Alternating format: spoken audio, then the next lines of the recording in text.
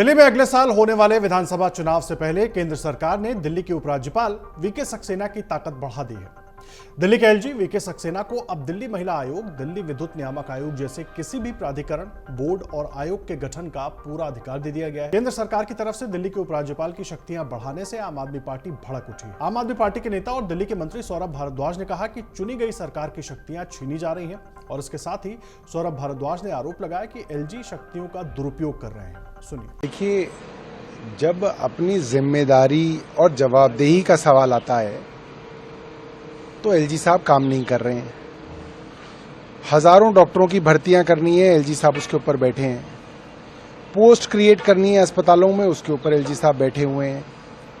हजारों बस मार्शल बेचारे बेरोजगार हो गए, उसको एलजी साहब रोक के बैठे हैं। और जहां पे शक्तियां अर्जित करने की बात हो, ज्यादा से ज्यादा शक्तियां ले रहे हैं। क्यों ले रहे हैं?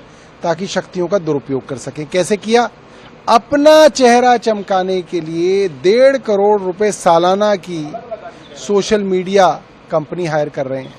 बोल रहे हैं जो लोग सोशल इन्फ्लुएंसर हैं उनके कंधे पे सवार होकर एलजी साहब को प्रसिद्ध किया जाएगा। तो ये सारे के सारे काम डेमोक्रेसी जो है उसके खिलाफ हैं।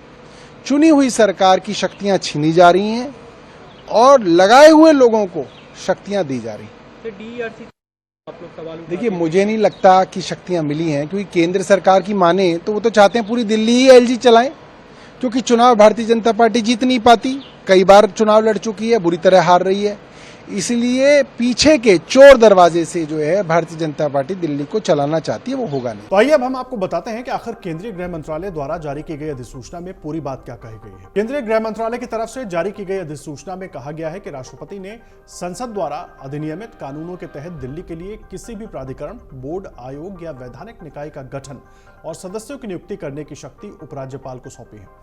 बता दें कि दिल्ली के एलजी को राष्ट्रपति की ओर से यह अधिकार संविधान के अनुच्छेद 239 के खंड 1 के तहत प्रदान किया गया है। वो अधिनियम की धारा 45D के खंड A के तहत अगले आदेश तक राष्ट्रपति की ओर से प्रदत्त शक्तियों का इस्तेमाल करेंगे।